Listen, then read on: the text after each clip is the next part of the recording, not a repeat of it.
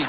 And we begin with US politics. And for much of the week, everyone was waiting for this. Tonight, the first debate with the top 10 candidates in the polls. 5 governors, 3 senators, a neurosurgeon, and a real estate developer. Okay. That is either an overpacked stage or the worst season ever of Dancing with the Stars. And I am very much including the season when David Hasselhoff ejaculated a cha-cha-cha. But let's not kid ourselves here. This debate was only ever going to be about one person, and from the very first question, he was the focus of everyone's attention. Is there anyone on stage, and can I see hands, who is unwilling tonight to pledge your support to the eventual nominee of the Republican Party and pledge to not run an independent campaign against that person? Mr. Trump. Why is that audience acting surprised? That couldn't have been more of a setup for Trump if the prompt had been, raise your hand if your daddy left you millions of dollars instead of hugging you.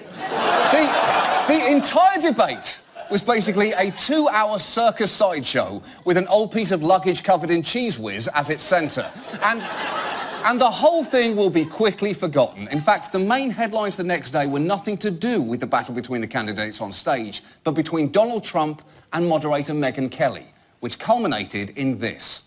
She starts asking me all sorts of ridiculous questions, and, you know, you could see there was blood coming out of her eyes, blood coming out of her wherever. Whoa! Oh, wherever? You can only imagine how talented a lover Donald Trump must be. I'm just going to put my thingamajig in your wherever, and I'm going to waggle it. I'm going to waggle it around.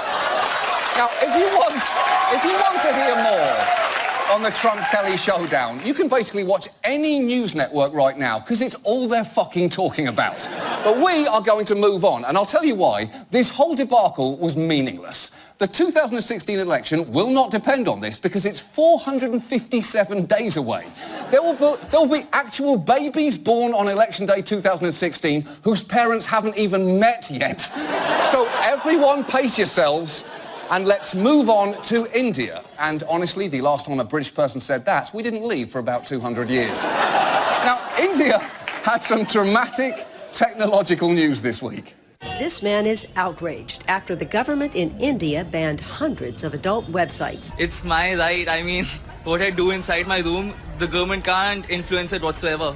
The order came from the telecommunications department over the weekend. It's true.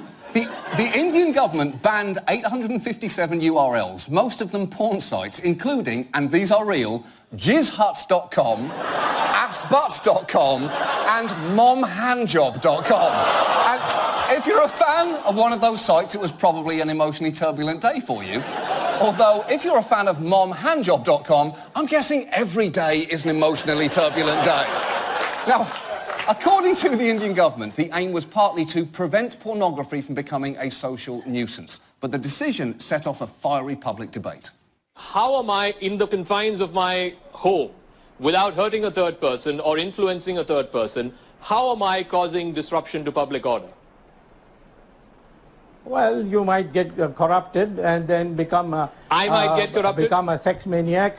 A sex maniac?